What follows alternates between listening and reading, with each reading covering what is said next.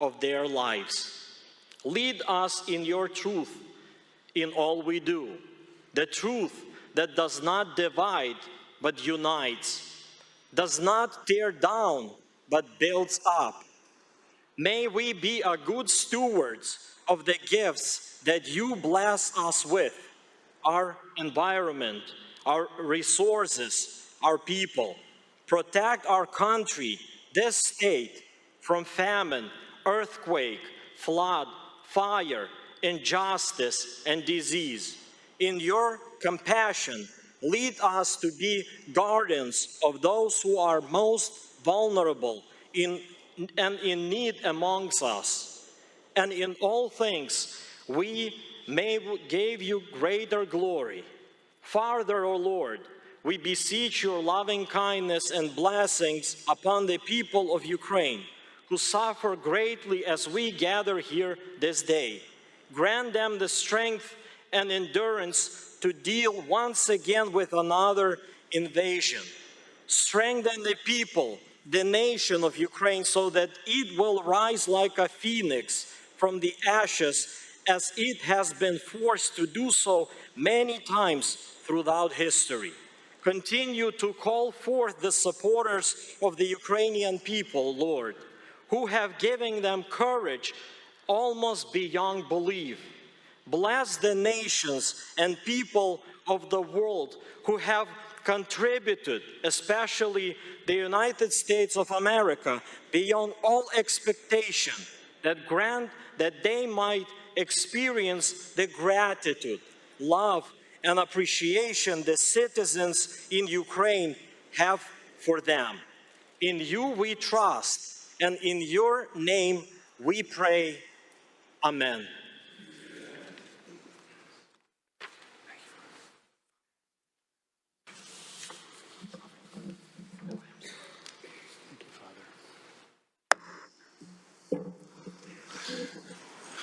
The President is pleased to welcome Washington State Poet Laureate Rena Priest, who has joined us today.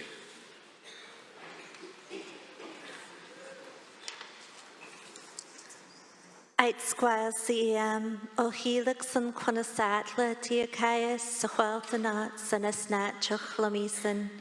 Just a few words in my Chlomichasan, my Lummi language, to say how happy I am to join you here today to share this poem, which was written to the theme of a vision for a more equitable 2023. The poem is called These Abundant and Generous Homelands.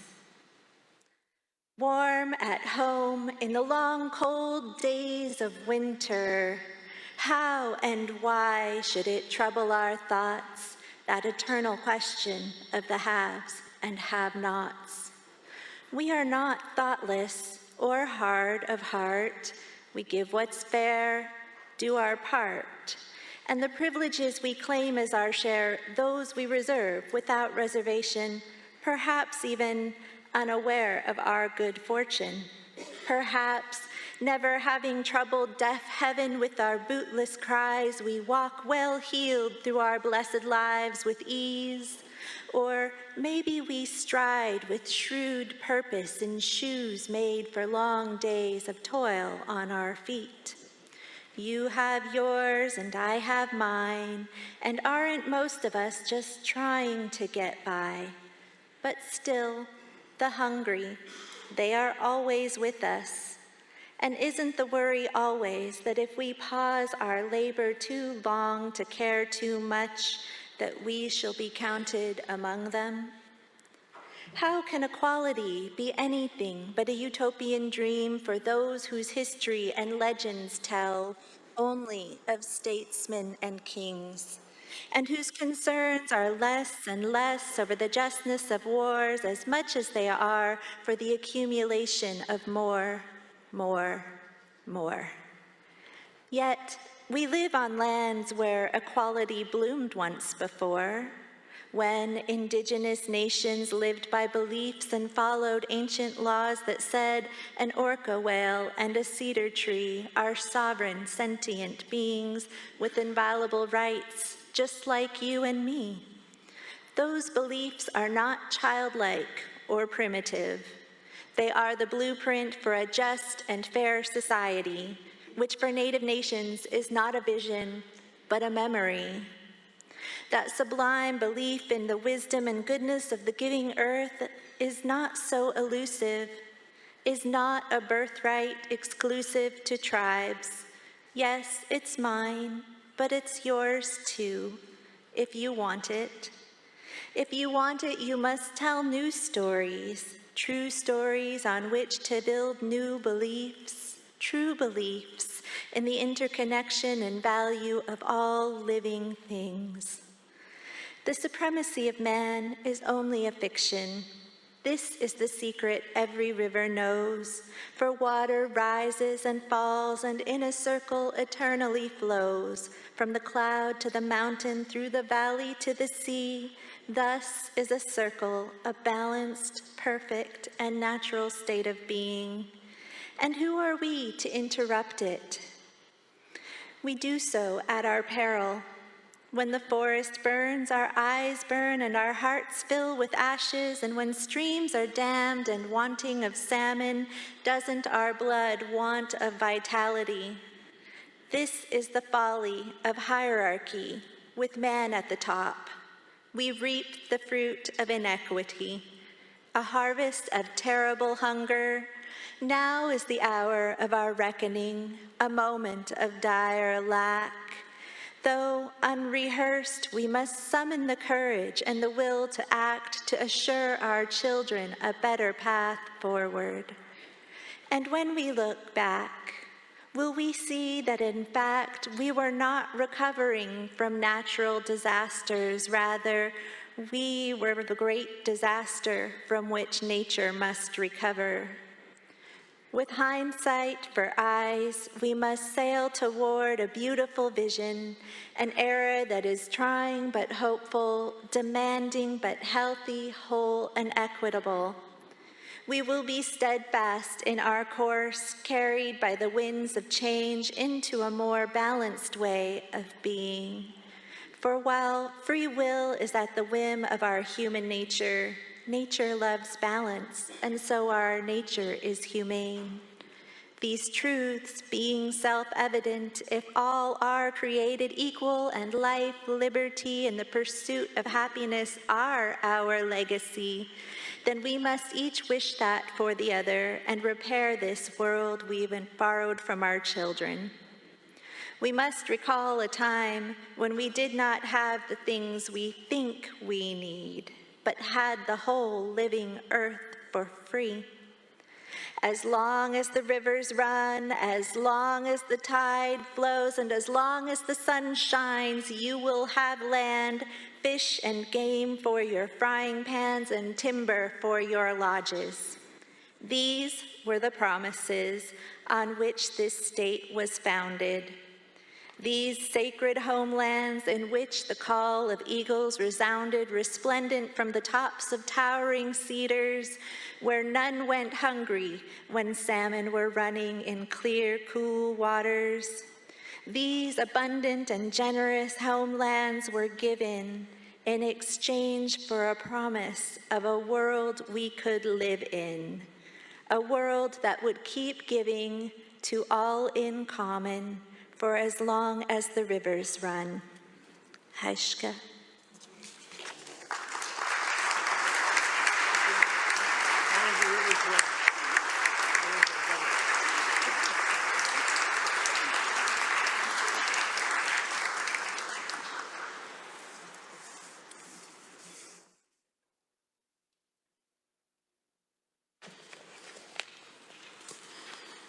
Now, it is my distinct privilege and honor to present to you the Honorable Jay Inslee, Governor of the State of Washington. Good to see you.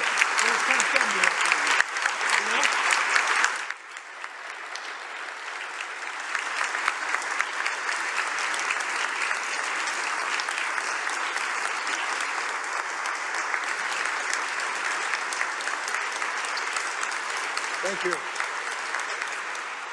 Thank you very much for that greeting. Good afternoon on a beautiful day in the state of Washington. It is a beautiful day, and it's been made more beautiful by our guest, Father Andre Matlack, Poet Laureate, Arena Priest, and the Tacoma Refugee Choir. Thank you very much for enlightening us and inspiring us. We appreciate that. And a very warm welcome and congratulations to our 29 newly elected senators and representatives. I'm excited to be in service with you.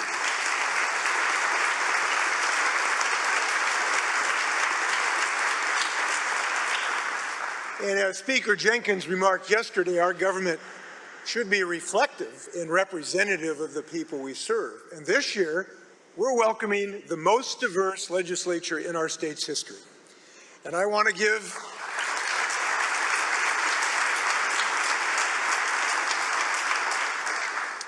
If you allow me, I would like to express my deep appreciation for my family, particularly my grandchildren, who always inspire me to take the long view, and particularly, of course, to Trudy Inslee, who's such a great partner. And I mean great.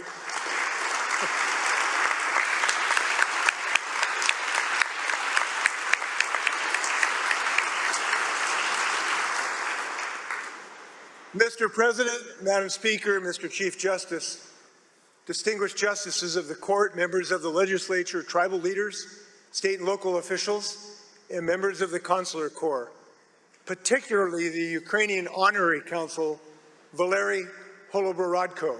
We stand with Ukraine in the state of Washington.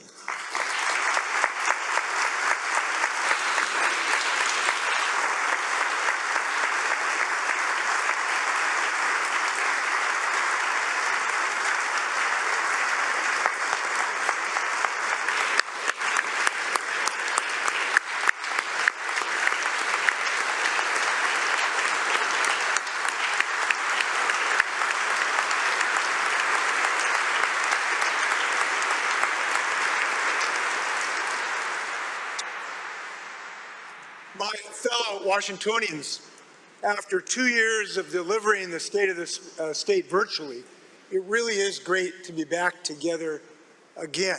And I want to tell you, you all look great. You haven't aged a day in 2 years, so there's good news here. Look, I know we've got big challenges this session. As leaders, we will be called upon these next few months to act with decisiveness, with ambition, with audacity. And the good news is that here in Washington State, ambition and audacity are both embedded in our state's DNA. And as I was giving thought about the challenges we face this session, I realized we aren't facing anything we aren't ready for. I was thinking about my comments today. It was just something that we're ready to do. When you think about the things we've passed in the recent years that are now becoming real, and they need them to become real, people are eager to see bold and inclusive leadership and action. Think about this. 5 years ago, we launched a transformation of our centuries-old behavioral health system. Today, that effort is resulting in dozens of new facilities opening throughout our state that offer more kinds of care in more places for more people.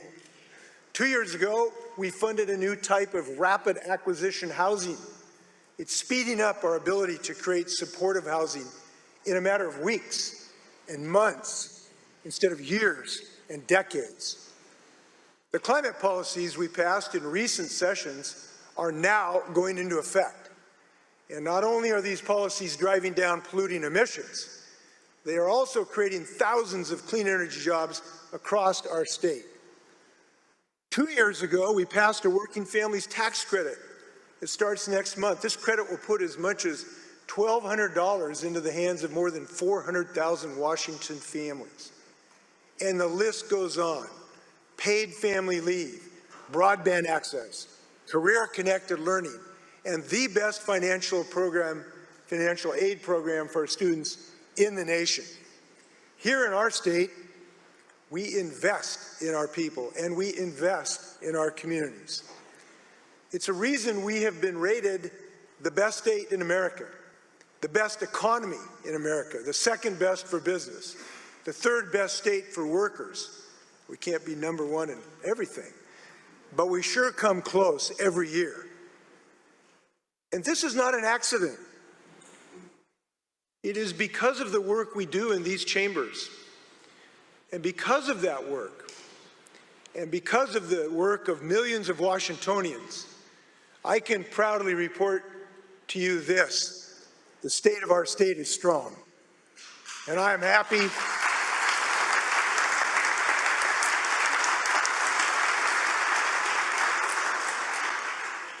if we continue building on the investments and policies we've started, we can continue building a Washington where everyone is housed, where our schools are safe from gun violence and students receive the mental and educational support they need, where the existential crisis of climate change is met by unmatched innovation, where communities are welcoming and safe for all, where all people have a constitutional right to reproductive freedom, and where people struggling with mental health or substance use no longer fall unseen and unheard through the cracks. Building a Washington that fits this vision is entirely within our grasp this session. We can set the bar this high because we know we are able to achieve it. Let's take housing and homelessness as an example. We know states across the country are seeing an increase in homelessness, and Washington, unfortunately, is one of them. Why? Well, we know there are multiple reasons.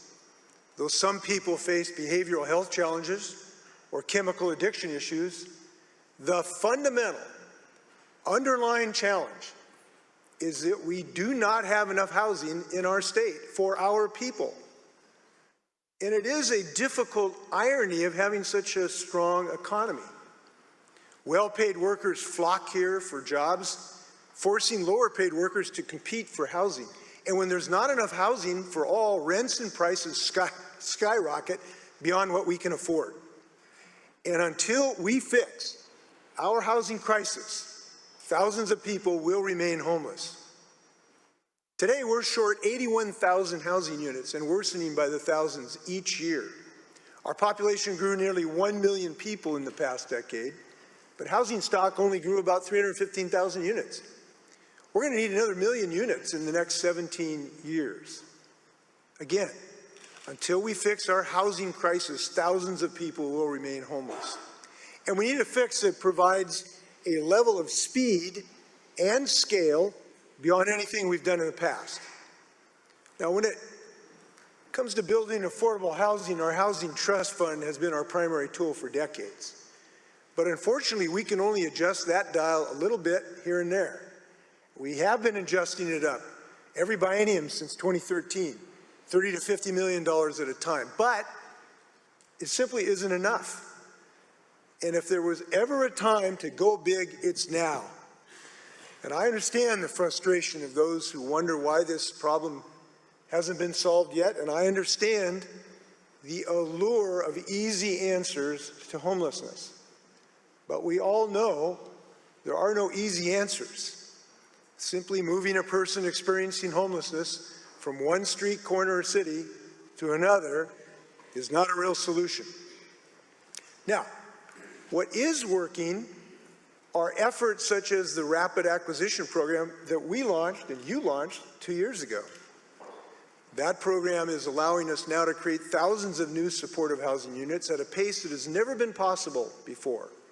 And this is a pace we have to sustain and accelerate at scale. Now, I've seen success of these programs in several housing projects that I visited, including a few months ago.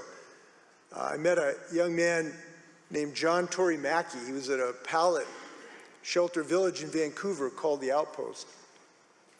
Torrey told me that having a private space all of his own that was secure and access to services was the difference he needed to get effective treatment and get back on his feet. He told me it literally saved his life. I also met a woman named Millicent and her daughter McKenna last year.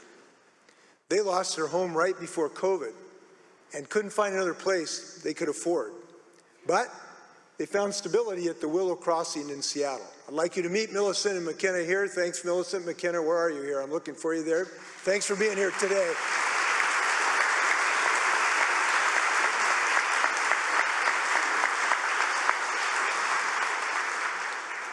Now, their stories and stories like Tori's are not unlike most of the other 25,000 individuals experiencing homelessness in our state. When you're only one paycheck or one car repair away from a missed rent payment, it can feel impossible to find another option in a housing market like ours. So I will say it again, until we fix our housing crisis, thousands of people like these folks are going to remain homeless. This is why I'm proposing a $4 billion referendum that will significantly speed up the construction of thousands of new units that will include shelters, supportive housing, and affordable housing. This will be combined with additional behavioral health support and substance use treatment and employment services and more. Why? Well, it's because we know that substance use treatment and mental health support can work when you combine it with secure, stable housing. So this is not a one-time effort to buy a one-time fix where the money just sort of disappears.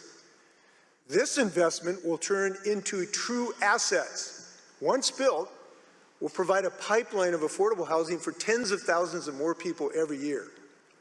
And most importantly, a bonding referendum allows us to act now, not bit by bit over the next 30 years. So this referendum will forward our ability to build importantly, and it offers it at the scale and the speed we need.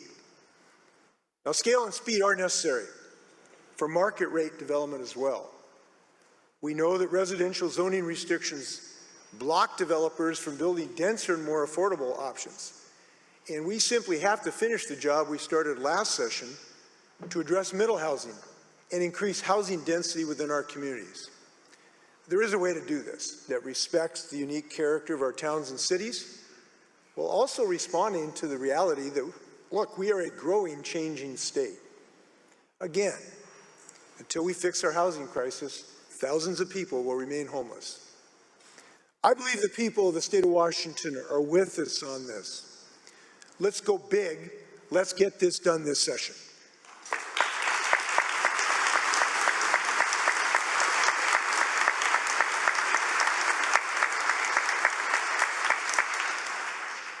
Now, another issue confronting families and communities across Washington is behavioral health. And I've mentioned that we've launched an effort in 2018 to transform our behavioral health system. We had a century-old model of care that wasn't working, and since then we've been building new community-based systems that help people get specific type of care they need closer to their homes and loved ones.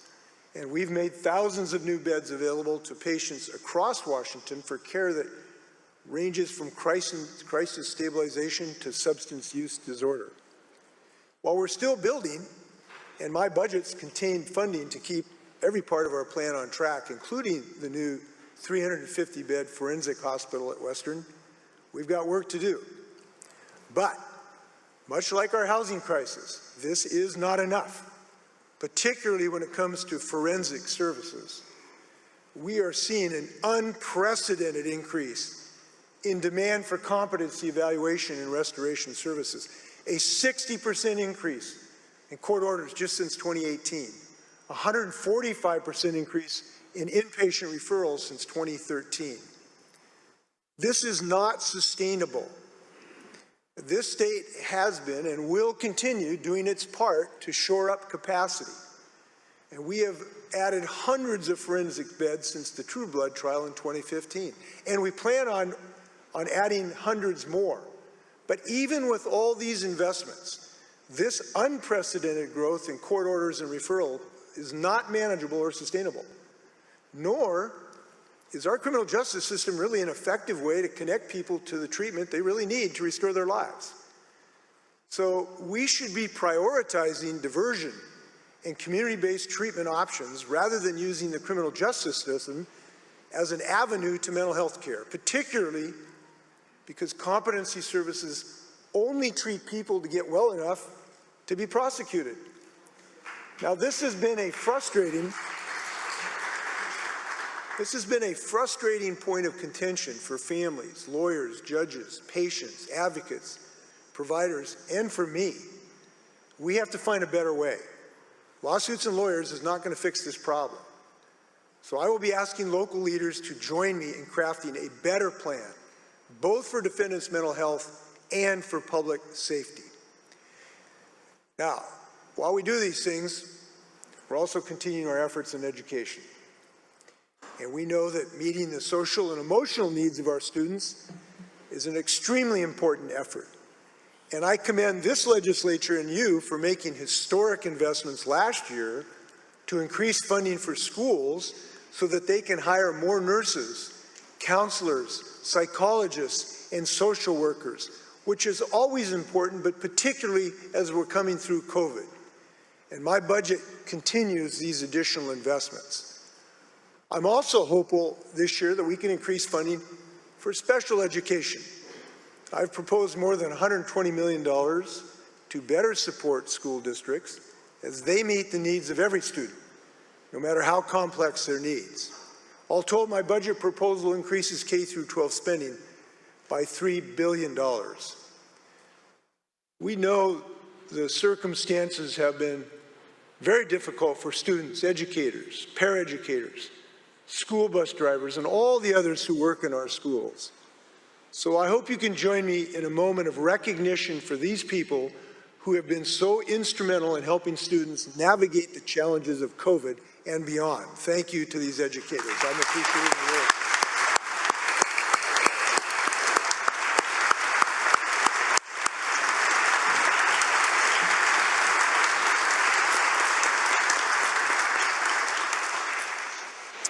On another positive note, one effort we have made tremendous progress on is climate. And when we see the tremendous damage that climate change is causing in our state, it's understandable to feel some despair at times. But I think we are also entitled to feel deep pride in what we have accomplished together. The tremendous pace of innovation, together with the policies we've adopted because of your leadership, ought to give us significant doses of hope when we need it. When I travel and meet with other government leaders from around the world, they know about the work we're doing in Washington. They know we're leading America on this noble effort.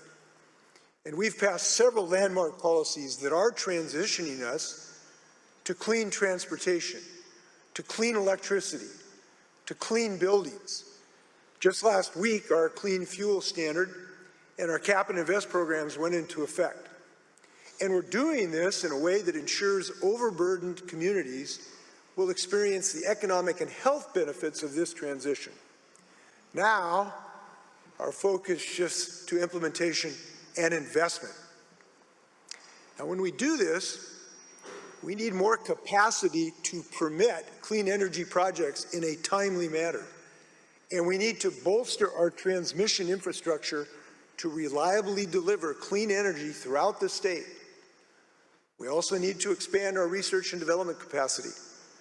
And it was just fantastic to go over to Tri-Cities with Senators Wynn and Banky last month to talk about the potential for a new institute for Northwest Energy Futures at Washington State University.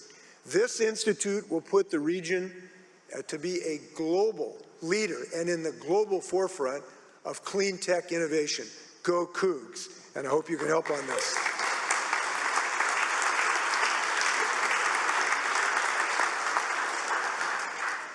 I am not above pandering to Sam Hunt, I will tell you that, I admit to that. Look, on the investment side, this is a really big deal too, obviously, now that this program is live. Our state's new Cap and Invest program will allow us this year to transform how we invest in transportation and our communities. Look, heat pumps for low-income families, charging stations across the state, hybrid electric ferries, free transit for youth, grants to clean up air pollution. The list goes on, again, because of the work that you have done. The CCA will provide an estimated $1.7 billion that will be used for projects to drive down emissions, create jobs, and give people cleaner air and make communities healthier. This act is also helping us invest in the strongest suite of salmon recovery actions in the state's history. We know salmon are iconic to our state, to all Washingtonians, and certainly to the tribe's culture and way of life. This will also fund a new voluntary riparian grant program that offers landowners assistance to protect and recover these habitats statewide. Now, here's a sad truth. Unfortunately, climate change will continue increasing temperatures of our waters and killing salmon for years to come, regardless of some of our best efforts. We need to minimize that, but we have to face this reality. So providing shade that helps cool rivers and streams is even more critical in the years to come. And I believe this, as legislators, when future generations look back at you and your efforts 40 to 50 years from now, I know they will be proud that you took action that gave their generation a chance. So let's do just that. Let's boldly continue our fight against climate change and salmon extinction this session.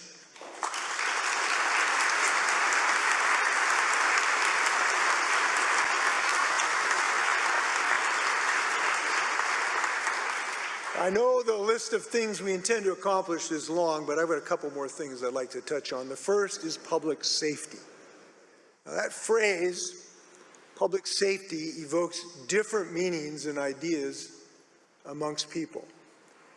And I think we need to escape the trap that public safety is about any one thing: mental health, or gun safety, or drug treatment, or law enforcement. The clear fact is we need them all. One thing we know is that gun violence is a significant driver of increased crime.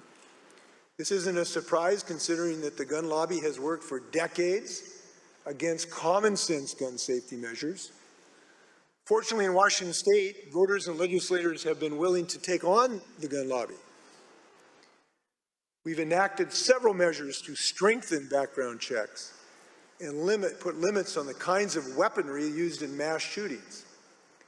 This year, we need to continue that work in three ways. First, one of the most meaningful measures and effective measures that we can take is requiring that people have safety training, basic safety training before they purchase a gun. Look, we expect that people we ought to expect that people have some basic training. We accept training in multiple parts of our lives.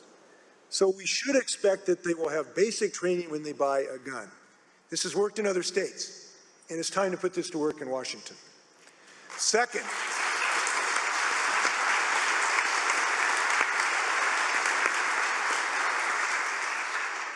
we must increase accountability among manufacturers and dealers and give families and victims access to justice when those entities fail to do their duty. And third, the time has come for the legislature to ban the sale of military-style assault weapons. These weapons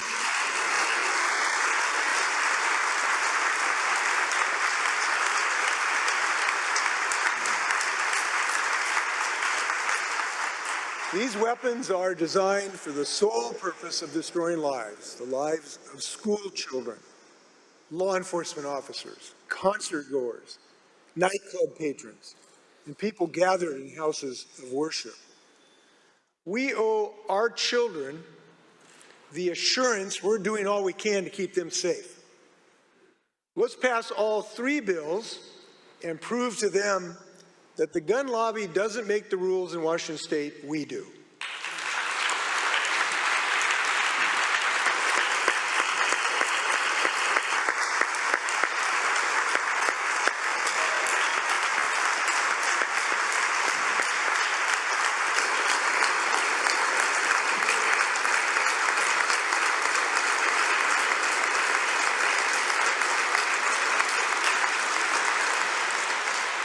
Now, of course, gun safety laws are not the only thing we need. We want to help local law enforcement agencies to be able to hire and train more officers. They need more officers on our streets and in our neighborhoods. Last summer, Senator John Lovick and I were joined by dozens of chiefs and sheriffs to propose a new regional training centers. And these new facilities will allow us to train hundreds of more recruits and help law enforcement agencies recruit people from within their diverse communities. And also, sometimes the right response isn't necessarily by a law enforcement officer. So I applaud the incredible work underway to implement our new 988 system. Unlike most states, this legislature had the foresight to see this as much more than just a crisis hotline. We're using this opportunity to create a true behavioral health crisis response system. And your continued support puts us on a path to ensure people facing a mental health, substance use, or suicidal crisis can be connected to mobile responders or culturally competent behavioral health providers. Thank you for making this work possible. I appreciate your leadership. Let's keep it up.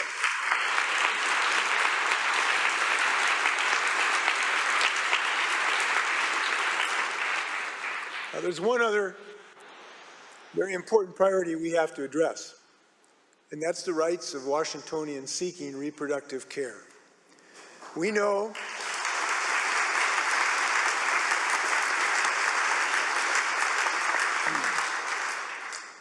the Dobbs decision last year on a national level upended decades of precedent that assured people across the country had at least some measure of constitutional protection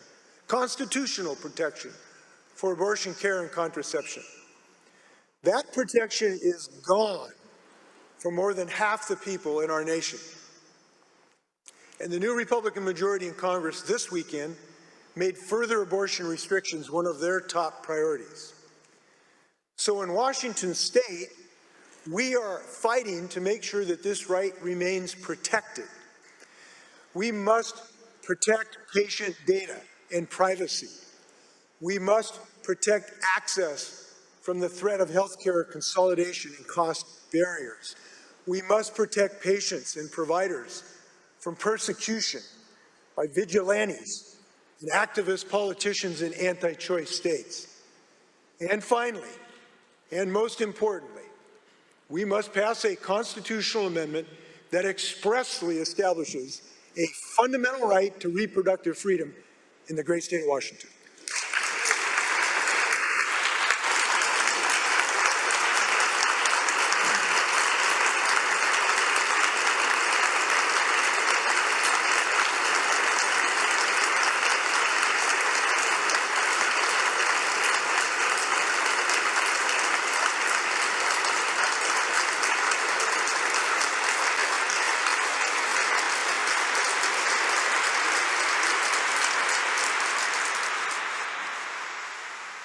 Before I close, I want to make a bit of a personal comment to you all. I want to express my personal thanks to you and to your families for your service this session. You have each left your hearth and home to come here to serve your constituents and further the progress and success of our state. And when you do so, I know you will all strive and toil to enact the policies you believe in. And yet, you may never know many of the actual people you've really helped due to your work. You may never know the single mom you helped out of homelessness, but she'll be there. You may never know the teenager in a mental health crisis that you helped, but they'll be there. You may never know the person who was not a victim of gun violence because of your actions, but they'll be there. They'll all be there by the hundreds and thousands, taken care of because of your efforts. And at the end of this session, I am confident you will feel the deep satisfaction of those who know that they have made a difference. You know, we have emerged recently through two great threats, one to our personal health and our family's health, and one to our body politic. Because of the combination of scientific genius and sound decision-making in our state, we are no longer dominated by a virus. And because we stood up to those who dared to dismantle democracy, it is a joy to say with assurance and confidence that democracy is today intact in Washington state.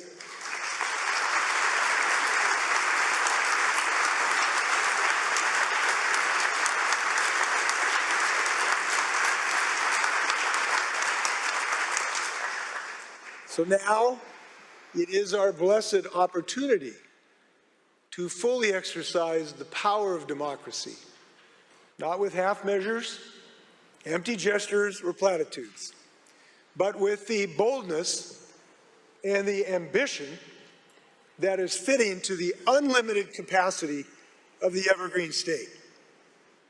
We have a special state. We have a special moment. Let's realize both. Let's get to work. Thank you.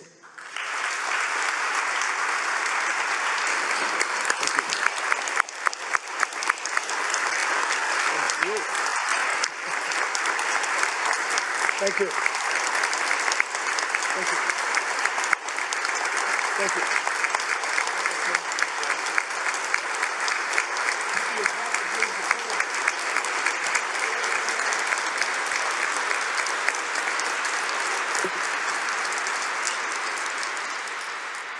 Thank you, Governor Inslee, so much for those words of inspiration and encouragement and direction.